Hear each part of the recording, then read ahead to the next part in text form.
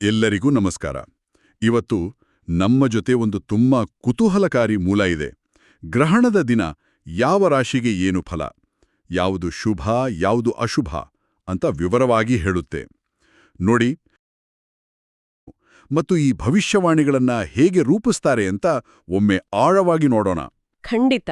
ಇಲ್ಲಿ ನಮ್ಮ ಉದ್ದೇಶ ಭವಿಷ್ಯ ಹೇಳೋದಲ್ಲ, ಬದಲಾಗಿ ಜ್ಯೋತಿಷ್ಯ ಅನ್ನೋ ಈ ಒಂದು ಸಿಸ್ಟಮ್ ಇದೆಯಲ್ಲ, ಅದು ಹೇಗೆ ಕೆಲಸ ಮಾಡುತ್ತೆ, ಗ್ರಹಗಳ ಚಲನೆಯನ್ನ ಹೇಗೆ ಒಂದು ಸಾಂಕೇತಿಕ ಭಾಷೆಯಾಗಿ ಬಳಸಿ ನಮ್ಮ ಜೀವನದ ಬೇರೆ ಬೇರೆ ಅಂಶಗಳಿಗೆ ಹೋಲಿಸ್ತಾರೆ ಅನ್ನೋದನ್ನ ಅರ್ಥ ಮಾಡ್ಕೊಳ್ಳೋದು. ಇದೊಂದು ವಿಭಿನ್ನ ದೃಷ್ಟಿಕೋನವನ್ನ ಅರಿಯೋ ಪ್ರಯತ್ನ ಅಷ್ಟೇ. ಸರಿ, ಹಾಗಾದರೆ ಶುರು ಮಾಡೋಣ. ಮೊದಲಿಗೆ ಗ್ರಹಣವನ್ನ ಕೇವಲ ಆಕಾಶದಲ್ಲಿ ನಡೆಯೋ ಒಂದು ಘಟನೆ ಅಂತ ನೋಡದೆ, ಅದು ನಮ್ಮ ಬದುಕಿನ ಮೇಲೆ ಹೇಗೆ ಪರಿಣಾಮ ಬೀರುತ್ತೆ ಅಂತ ಈ ಮೂಲ ಹೇಳುತ್ತೆ. ಮೂಲದ ಪ್ರಕಾರ ಇದು 4 ಪ್ರಮುಖ ಕ್ಷೇತ್ರಗಳ ಮೇಲೆ ನೇರ ಪ್ರಭಾವ ಬೀರಲಿದೆಯಂತೆ: ಹಣಕಾಸು, ಉದ್ಯೋಗ, ಸಂಬಂಧಗಳು, ಆರೋಗ್ಯ ಮತ್ತೆ ನಮ್ಮ ಆತ್ಮಶಕ್ತಿ. ಹೌದು, ಮತ್ತು ಇಲ್ಲಿ ಒಂದು ಇಂಟ್ರೆಸ್ಟಿಂಗ್ ಪಾಯಿಂಟ್ ಇದೆ. ಈ ಪ್ರಭಾವ ಒಳ್ಳೆಯದು ಅಥವಾ ಕೆಟ್ಟದ್ದು ಅಂತ ನೇರವಾಗಿ ಹೇಳೋಕ್ಕಾಗಲ್ಲ. ಇದು ಸವಾಲು ಅಥವಾ ಅವಕಾಶ ಎರಡೂ ರೂಪದಾಗಿ ಬರ್ಬೋದು. ಉದಾಹರಣೆಗೆ, ಹಣಕಾಸಿನ ವಿಷಯದಲ್ಲಿ ಕೆಲವರಿಗೆ ಇದ್ದಕ್ಕಿದ್ದಂತೆ ಒಂದು ಹೊಸ ಅವಕಾಶ ಬಾಗಿಲು ತಟ್ಬೋದು. ಅದೇ ಸಮಯದಲ್ಲಿ ಇನ್ನೂ ಕೆಲವರಿಗೆ ಗೊಂದಲ ಆಗ್ಬೋದು. ಎಕ್ಸಾಕ್ಟ್ಲಿ. ಒಂದು ಮುಖ್ಯ ನಿರ್ಧಾರ ತೆಗೆದುಕೊಳ್ಳುವಾಗ ಗೊಂದಲ ಹೆಚ್ಚಾಗಬಹುದು. ಹಾಗೆಯೇ ಸಂಬಂಧಗಳಲ್ಲಿ ಹೊಸದಾಗಿ ಹೊಂದಾಣಿಕೆ ಮಾಡಿಕೊಳ್ಳೋ ಅವಕಾಶ ಸಿಗ್ಬೋದು, ಅಥವಾ ಸಣ್ಣ ವಿಷಯಕ್ಕೆ ಮನಸ್ತಾಪ ಬರೋ ಸವಾಲು ಎದುರಾಗಬಹುದು. ಒಂದು ನಿಮಿಷ, ಇಲ್ಲಿ ನಂದೊಂದು ಪ್ರಶ್ನೆ. ಆಕಾಶದಲ್ಲಿ ಎಲ್ಲೋ ದೂರದಲ್ಲಿರೋ ಗ್ರಹಕ್ಕೂ ನಮ್ಮ ಪರ್ಸ್ ಅಥವಾ ನಮ್ಮ ಸಂಬಂಧಗಳಿಗೂ ನೇರವಾದ ಸಂಬಂಧ ಹೇಗೆ ಸಾಧ್ಯ? ಈ ಮೂಲದಲ್ಲಿ ಇದರ ಹಿಂದಿನ ತರ್ಕದ ಬಗ್ಗೆ ಏನಾದರೂ ವಿವರಿಸಿದ್ದಾರಾ? ಅತ್ಯುತ್ತಮ ಪ್ರಶ್ನೆ. ಇದರ ಹಿಂದಿನ ನಂಬಿಕೆ ಏನಪ್ಪಾ ಅಂದ್ರೆ, ಪ್ರತಿಯೊಂದು ಗ್ರಹವೂ ಒಂದು ನಿರ್ದಿಷ್ಟ ರೀತಿಯ ಕಾಸ್ಮಿಕ್ ಶಕ್ತಿಯನ್ನ ಹೊರಸೂಸುತ್ತೆ ಅನ್ನೋದು. ಜ್ಯೋತಿಷ್ಯದ ತತ್ವದ ಪ್ರಕಾರ ಆ ಶಕ್ತಿಯು ಭೂಮಿಯ ಮೇಲಿರೋ ನಮ್ಮ ಮನಸ್ಥಿತಿ ಮತ್ತು ನಿರ್ಧಾರಗಳ ಮೇಲೆ ಸೂಕ್ಷ್ಮವಾಗಿ ಪ್ರಭಾವ ಬೀರುತ್ತೆ. ಇದು ಫಿಸಿಕಲ್ ಆಗಿ ಬಂದು ನಮ್ಮ ಕೈ ಹಿಡಿದು ಕೆಲಸ ಮಾಡಿಸೋದಲ್ಲ, ಬದಲಾಗಿ ನಮ್ಮ ಆಲೋಚನೆಗಳಿಗೆ, ನಮ್ಮ ಭಾವನೆಗಳಿಗೆ ಒಂದ್ ರೀತಿಯ ಪರೋಕ್ಷ ಪ್ರೇರಣೆ ನೀಡುತ್ತೆ.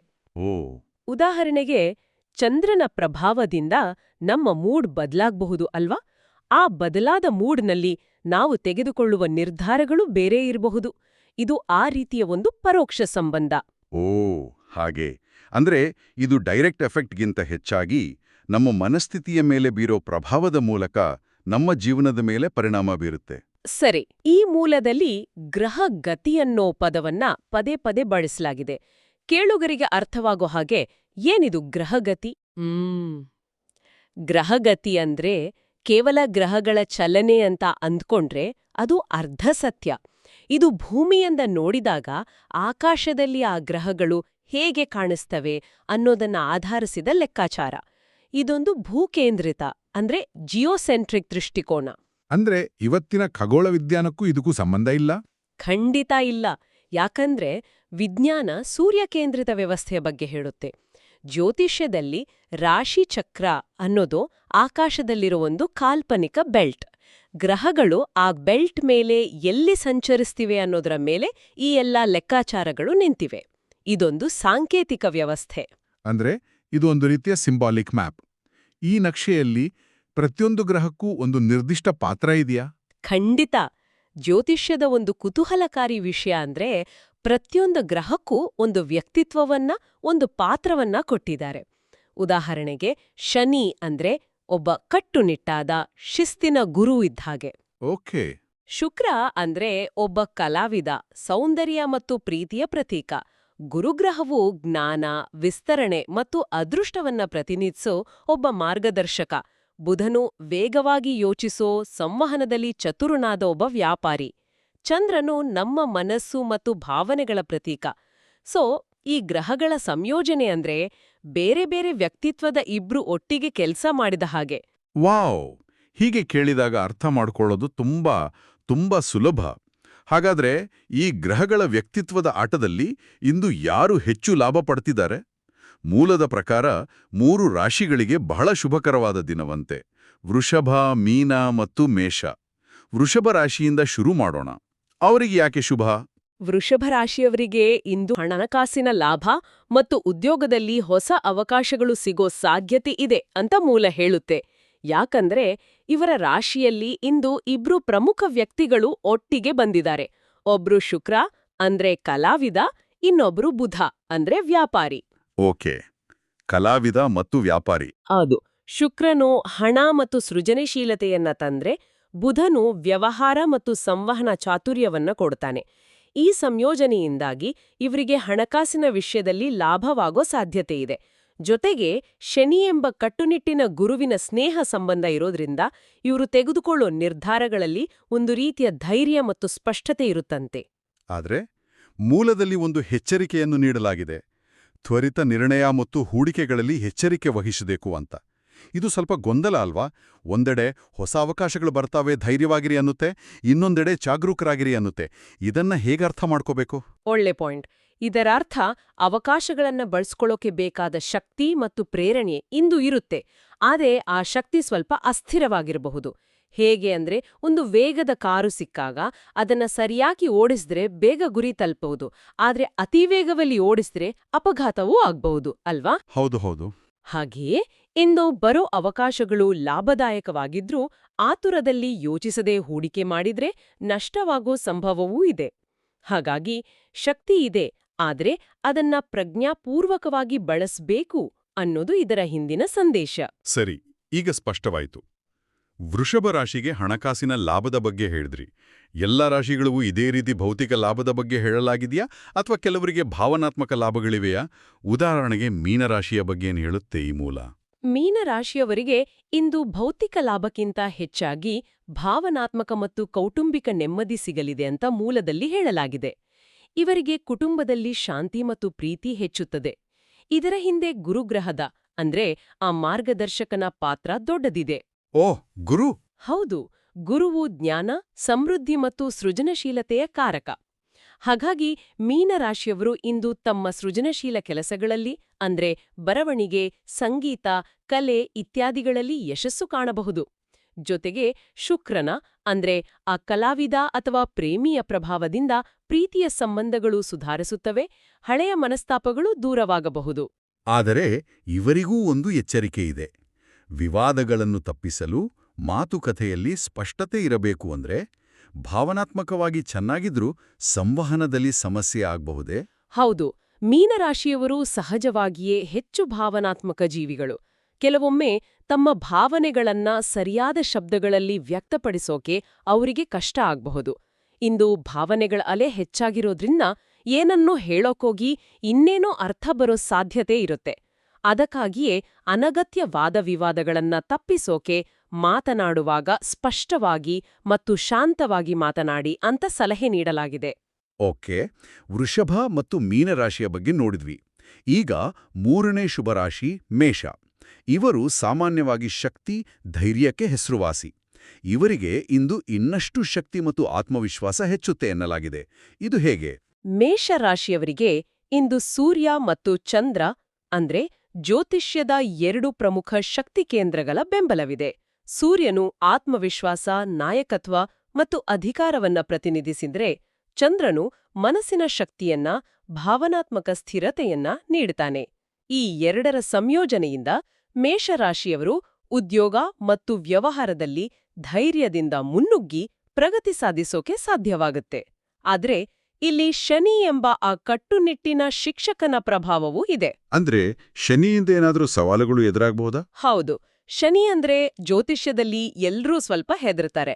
ಯಾಕಂದ್ರೆ ಅವನೊಬ್ಬ ಸ್ಟ್ರಿಕ್ಟ್ ಟೀಚರ್ ಇದ್ದಾಗೆ. ತಪ್ಪು ಮಾಡಿದ್ರೆ ಪೆಟ್ಟು ಕೊಡ್ತಾನೆ. ಆದ್ರೆ ಅವನಿಂದಲೇ ನಾವು ಹೆಚ್ಚು ಕಲಿಯೋದು. ಮೇಷರಾಶಿಯವರಿಗೆ ಇಂದು ಆ ಟೀಚರ್ ಒಂದು ಸಣ್ಣ ಪರೀಕ್ಷೆ ಇಟ್ಟಾಗೆ. ಕೆಲವು ಅನಿರೀಕ್ಷಿತ ಅಡೆತಡೆಗಳು ಅಥವಾ ವಿಳಂಬಗಳು ಎದುರಾಗ್ಬೋದು.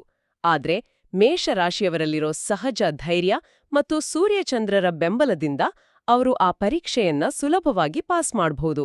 ಇಲ್ಲಿಯೂ ಇರೋ ಸಾಮಾನ್ಯ ಸಲಹೆ ಅಂದ್ರೆ ಆತುರ ಬೇಡ, ಶಕ್ತಿ ಇದೆ ಅಂತ ಎಲ್ಲದಕ್ಕೂ ತಲೆ ಹಾಕ್ಬಾರ್ದು. ಅರ್ಥವಾಯಿತು.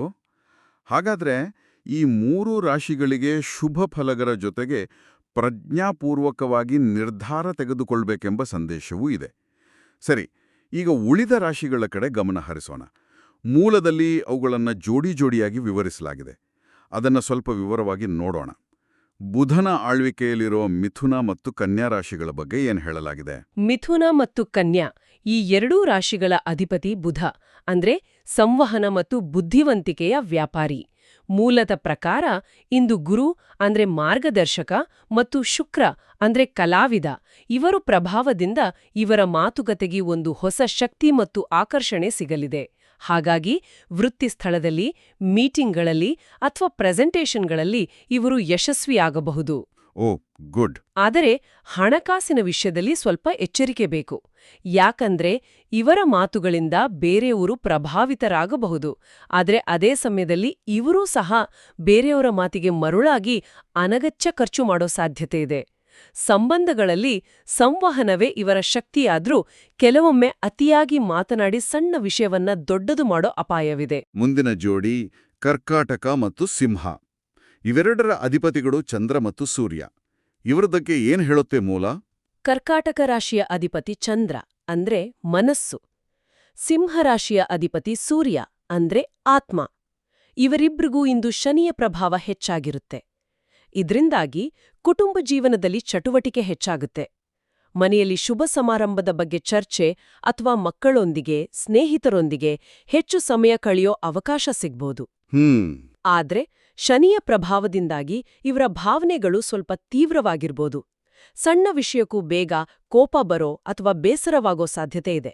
ಹಾಗಾಗಿ ಕೋಪವನ್ನ ನಿಯಂತ್ರಿಸಬೇಕೆಂಬ ಎಚ್ಚರಿಕೆಯನ್ನ ನೀಡಲಾಗಿದೆ. ಇಲ್ಲದಿದ್ರೆ ಸಣ್ಣವಾದ ದೊಡ್ಡ ಮನಸ್ತಾಪಕ್ಕೆ ಕಾರಣವಾಗ್ಬೋದು. ಸರಿ.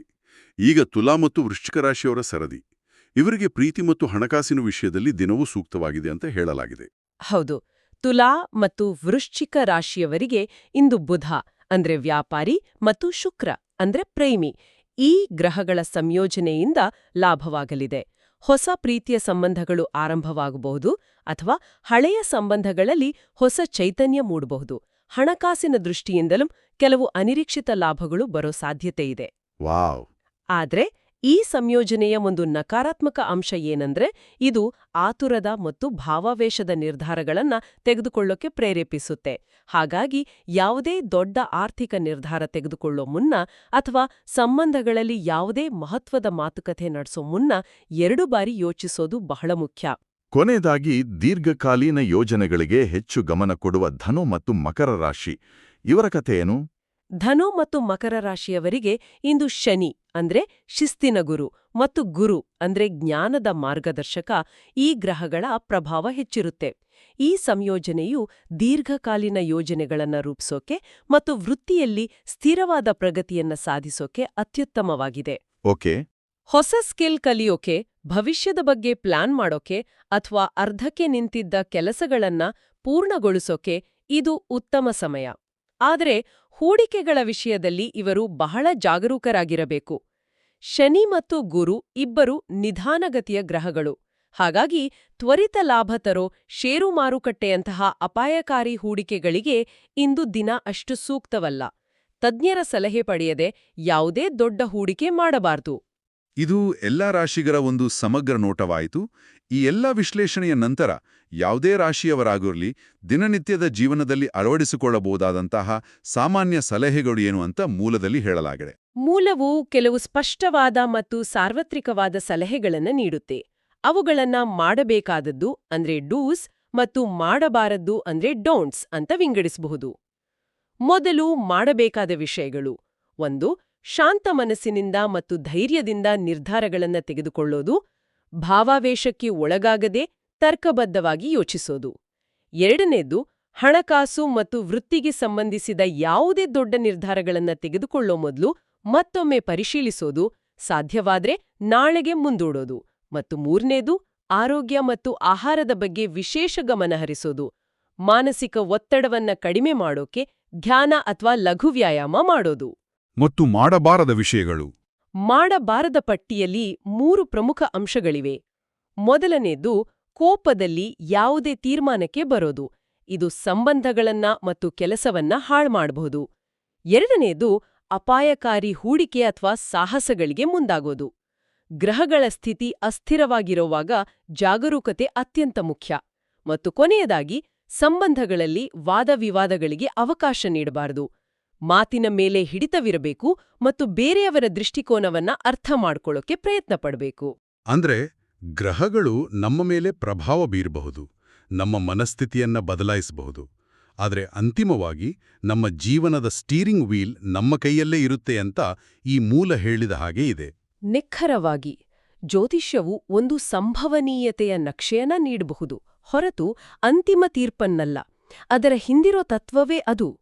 ಗ್ರಹಗಳ ಚಲನೆಯು ನಮ್ಮ ಸುತ್ತಲಿನ ಶಕ್ತಿಯ ಮೇಲೆ ಮತ್ತು ನಮ್ಮ ಮನಸ್ಥಿತಿಯ ಮೇಲೆ ಪ್ರಭಾವ ಬೀರುತ್ತೆ. ಈ ಬದಲಾದ ಮನಸ್ಥಿತಿಯಲ್ಲಿ ನಾವು ತೆಗೆದುಕೊಳ್ಳೋ ನಿರ್ಧಾರಗಳು ನಮ್ಮ ಭವಿಷ್ಯವನ್ನ ರೂಪಿಸುತ್ತವೆ. ಜ್ಯೋತಿಷ್ಯವು ಆ ಪ್ರಭಾವಗಳನ್ನ ಗುರುತಿಸಿ ನಮಗೆ ಜಾಗರೂಕರಾಗಿರಲು ಅಥವಾ ಅವಕಾಶಗಳನ್ನ ಬಳಸಿಕೊಳ್ಳೋಕೆ ಒಂದು ಮಾರ್ಗದರ್ಶನ ನೀಡೋಕೆ ಪ್ರಯತ್ನಿಸುತ್ತೆ. ಇಂದಿನ ಈ ಚರ್ಚೆಯಿಂದ ಜ್ಯೋತಿಷ್ಯ ಕೇವಲ ಫಲಗಳನ್ನ ಹೇಳೋದಲ್ಲ, ಬದಲಾಗಿ ಆ ಫಲಗಳ ಹಿಂದಿನ ಕಾರಣಗಳನ್ನ ಗ್ರಹಗಳ ಸಾಂಕೇತಿಕ ಸಂಯೋಜನೆಯ ಮೂಲಕ ಹೇಗೆ ವಿವರಿಸುತ್ತೆ ಅನ್ನೋದು ಸ್ಪಷ್ಟವಾಯಿತು. ಪ್ರತಿಯೊಂದು ರಾಶಿಗೂ ನೀಡಲಾದ ಸಲಹೆಗಳು ಮತ್ತು ಎಚ್ಚರಿಕೆಗಳ ಹಿಂದೆಯೂ ಒಂದು ತರ್ಕವಿದೆ.